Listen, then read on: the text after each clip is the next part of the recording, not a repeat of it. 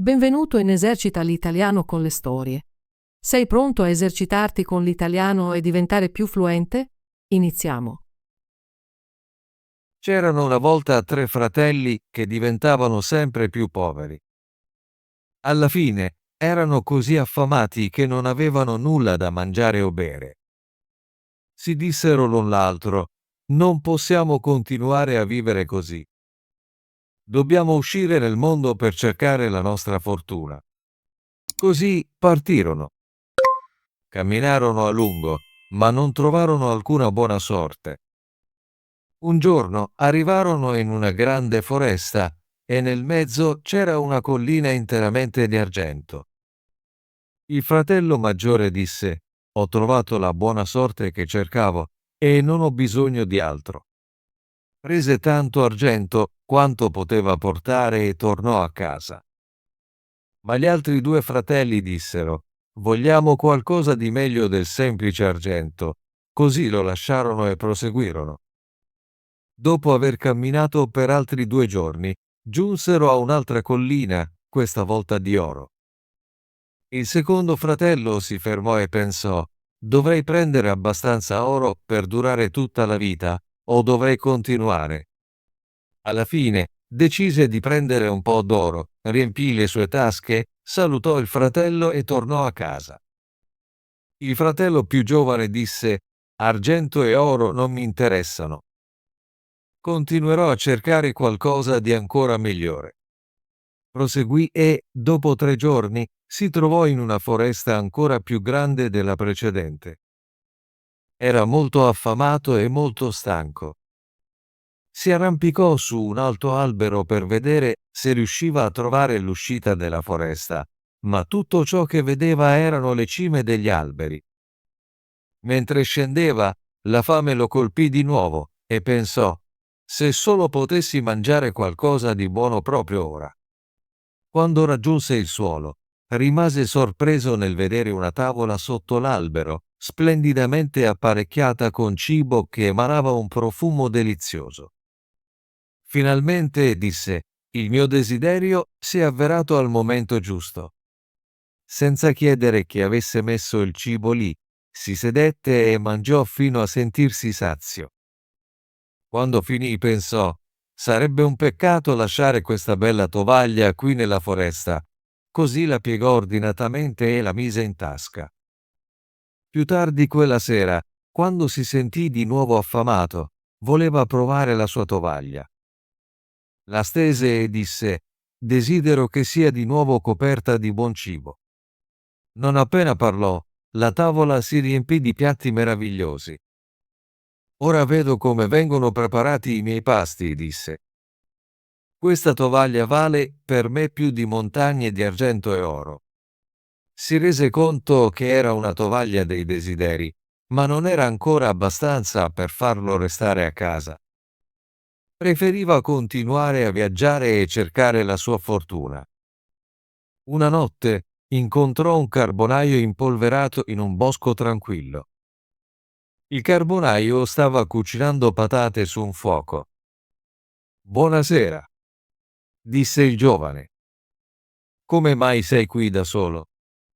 «Ogni giorno è lo stesso», rispose il carbonaio. «Ogni notte mangio patate». «Vuoi un po', sì, mio ospite?» «Grazie», disse il viaggiatore, «ma non voglio rubarti la cena. Se condividi quello che ho, allora puoi essere mio ospite». «Chi cucinerà per te?» chiese il carbonaio. «Non hai nulla con te e non c'è nessuno nei dintorni per 2 ore che possa aiutarti». «Ma posso preparare un pasto», rispose il giovane, «uno migliore di qualsiasi cosa tu abbia mai assaggiato». Tirò fuori la sua tovaglia, la stese a terra e disse: «Tovaglia, copriti». Immediatamente apparvero deliziosi arrosti e carni cotte, calde come se fossero appena uscite dalla cucina. Il carbonaio rimase stupito, ma cominciò rapidamente a mangiare, godendosi ogni boccone. Dopo aver finito di mangiare, il carbonaio sorrise e disse: «La tua tovaglia è meravigliosa». sarebbe perfetta per me qui nel bosco, dove non ho mai buon cibo. Ti scambierei con essa. Ho uno zaino da soldato vecchio appeso nell'angolo. È logoro, ma ha poteri straordinari. Non lo uso più, quindi te lo darò per la tovaglia. Devo sapere prima quali sono i poteri straordinari, rispose il giovane. Te lo dirò, disse il carbonaio. Ogni volta che lo batti, arriva un caporale con 6 uomini armati e faranno tutto ciò che comandi. Mi sembra buono, disse il giovane, e accettò lo scambio. Diede al carbonaio la tovaglia, prese lo zaino e si congedò. Dopo aver camminato per un po', voleva provare il suo nuovo zaino. Lo batté e all'improvviso apparvero 7 soldati. Il caporale chiese: «Cosa desidera il mio signore?» «Vai rapidamente dal carbonaio e riportami la mia tovaglia dei desideri», ordinò. I soldati marciarono e presto tornarono con la tovaglia, avendola presa senza troppe domande. Il giovane li congedò e continuò, sperando in ancora più buona fortuna. Al tramonto incontrò un altro carbonaio che cucinava patate accanto a un fuoco. «Se vuoi mangiare patate con sale, vieni a unirti a me», disse l'uomo sporco di fuliggine. «No, questa volta sarai tu mio ospite», disse il giovane, stendendo la sua tovaglia che si riempì rapidamente di cibo delizioso. Godettero del pasto insieme e dopo il carbonaio disse: «C'è un vecchio cappello su quello scaffale che ha poteri strani. Quando qualcuno lo indossa e lo gira sulla testa, fa esplodere i cannoni e abbatte tutto ciò che incontra. Non ne ho più bisogno e lo scambierò volentieri per la tua tovaglia».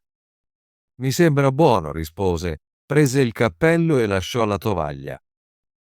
Tuttavia, non appena cominciò a allontanarsi, batté il suo zaino e i soldati andarono a riprendere di nuovo la tovaglia.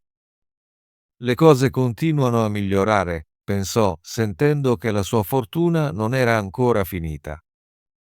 Dopo aver camminato per tutto il giorno, raggiunse un terzo carbonaio che gli offrì patate proprio come gli altri.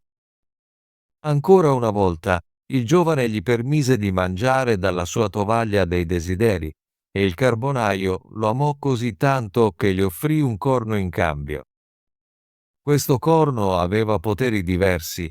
Quando qualcuno lo soffiava, tutte le mura e gli edifici crollavano, trasformando città e villaggi in rovine. Il giovane diede al carbonaio la tovaglia per esso, ma poi mandò i suoi soldati a riprenderla. Presto si ritrovò con lo zaino, il cappello e il corno. «Ora», disse, «sono a posto per tutta la vita ed è tempo di tornare a casa e vedere come stanno i miei fratelli». Quando tornò a casa, scoprì che i suoi fratelli avevano costruito una bella casa con il loro argento e oro e stavano vivendo bene. Si avvicinò a loro, ma poiché indossava un cappotto stracciato e un vecchio cappello, non lo riconobbero come loro fratello. Risero e dissero: «Tu pretendi di essere nostro fratello che ha rifiutato argento e oro per qualcosa di meglio? Tornerai in una splendida carrozza, non sembrando un mendicante». Lo allontanarono. Arrabbiato, batté il suo zaino finché 150 uomini armati non si presentarono davanti a lui. Ordinò loro di circondare la casa dei suoi fratelli e 2 di loro dovevano prendere dei bastoni e picchiare i 2 uomini orgogliosi finché non sapessero chi era. Cominciò un gran trambusto e la gente accorse per aiutare i fratelli, ma non potevano fare nulla contro i soldati. Il re sentì del trambusto e si infuriò molto. Inviò un capitano con truppe per cacciare il disturbatore dalla città.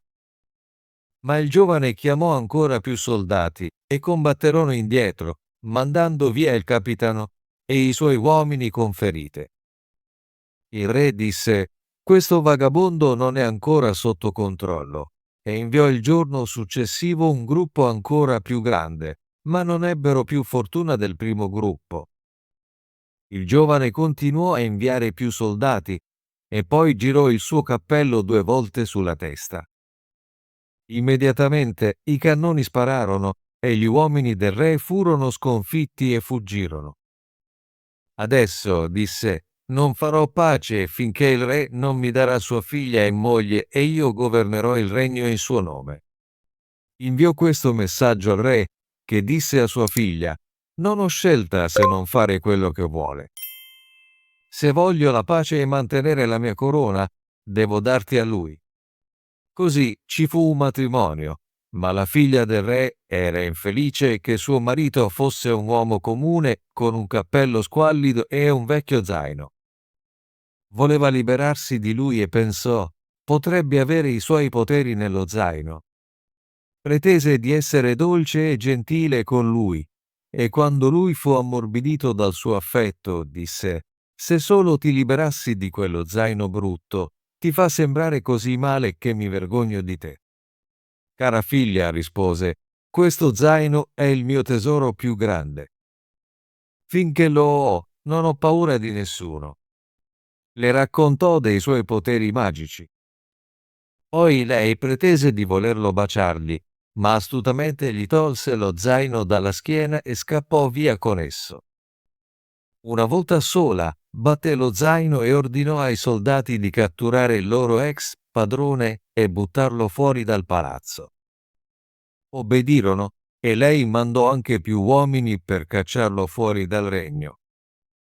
Sarebbe stato perduto se non fosse stato per il piccolo cappello. Appena le sue mani furono libere, lo girò 2 volte, e i cannoni cominciarono a sparare di nuovo, distruggendo tutto. La figlia del re dovette venire a implorare pietà. Quando lei lo supplicò e promise di cambiare, lui accettò di risparmiarla. Lei lo trattò gentilmente e si comportò come se lo amasse. Dopo un po', lo ingannò facendogli rivelare che anche se qualcuno avesse avuto lo zaino, non poteva fargli male finché avesse avuto ancora il cappello. Una volta che conosceva il segreto, aspettò che lui si addormentasse, prese il cappello e lo gettò nella strada. Tuttavia, lui aveva ancora il corno, e per rabbia lo soffiò con tutte le sue forze. Immediatamente, tutte le mura, gli edifici, le città e i villaggi crollarono, uccidendo il re e sua figlia. Se avesse continuato a soffiare ancora un po', tutto sarebbe stato distrutto, lasciando nessuna pietra in piedi sopra un'altra. Dopo di ciò, nessuno si oppose più a lui, e divenne il re di tutta la terra. Ottimo lavoro! Vuoi esercitarti con l'italiano e diventare più fluente? Iscriviti e attiva la campanella delle notifiche per non perdere nessuna delle nostre storie gratuite in italiano. Ci vediamo nel prossimo video.